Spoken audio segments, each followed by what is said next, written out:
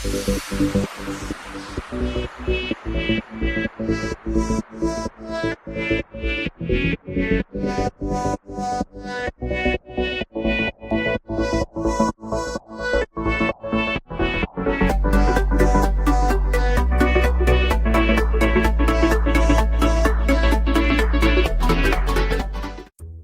cuy, balik lagi sama gua Gani. Di samping gua sekarang ada satu buah casing dari Aerocool ya.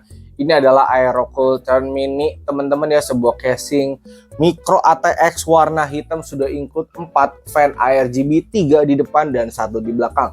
Casing ini kalian bisa nambah fan lagi di samping buat intake, terus juga bisa masang di bawah, sama water cooling kalian bisa pasang ukuran 360 mm ya. Dan sekarang kita akan lihat lebih dekat aja ke casing ini.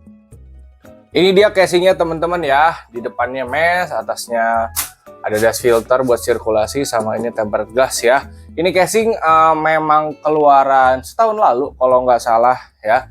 Cuma untuk build quality sama harga, gue akuin sih ini udah cakep banget ya, karena sirkulasi dari depan udah pasti masuk, nanti keluar ke belakang ya, udah mantep banget. Per tombol-tombolannya ada power, ada reset, ada USB 2, audio jack, sama USB 3. Teman-teman, kita akan buka ya. Nah, di atas ada dust filter teman-teman. Oke. Nah, dia sudah include 4 fan ya, depan 3 belakang 1 ya, 120 semuanya. Oke, kita buka dulu bautnya karena sistemnya masih pakai yang baut terus ditarik. Oke.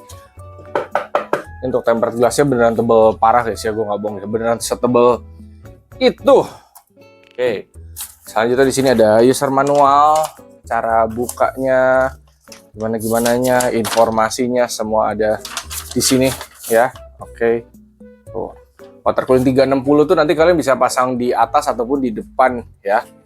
Nah, di sini kita dikasih dust filter lagi, ini ditaruh di depan sini teman-teman. Nah, oke, jadi untuk debu akan tertahan pokoknya. Oke, kalau dilihat dari dalam di sini untuk size motherboardnya dia micro ATX ya. Mau yang kecil bisa, yang lebar aja yang 4 slot RAM enaknya. Nanti kabel-kabel lewat sini, terus ini 2 fan ya.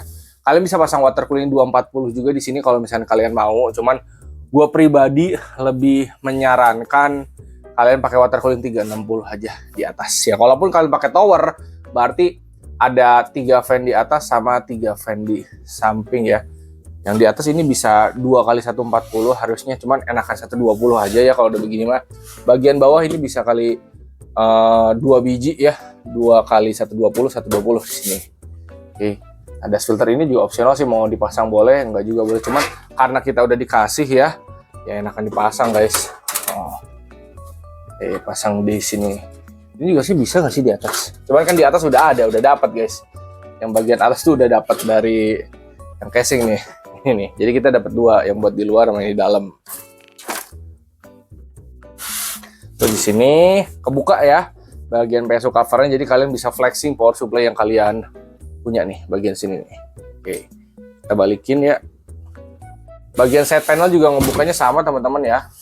Oke, aku tinggal putar ke kiri. Terus tarik, dan ini udah tebal.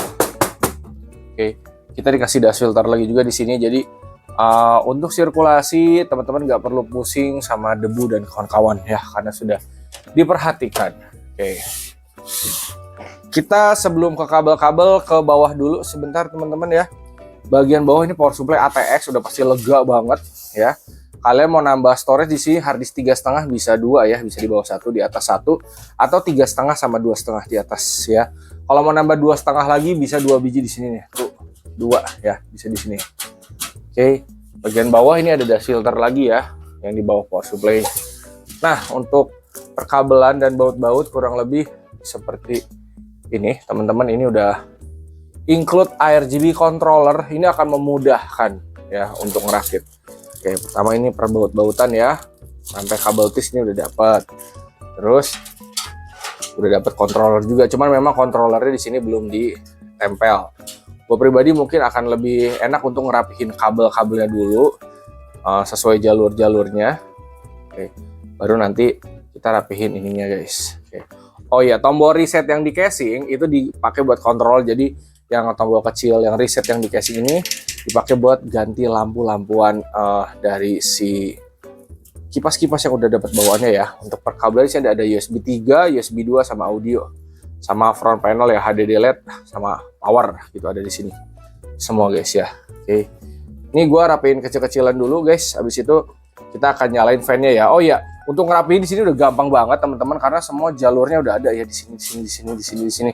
Dan ini lega banget, satu jempol gua masuk. Jadi teman-teman nggak perlu risau soal kabel manajemen di casing ini, udah seenak itu dan segampang itu. Kalian tinggal lepas tempered glass yang sono sama set panel ini sama dust filter atas, udah tinggal langsung rakit-rakit aja, tapi rapiin dulu kabel-kabelnya ya.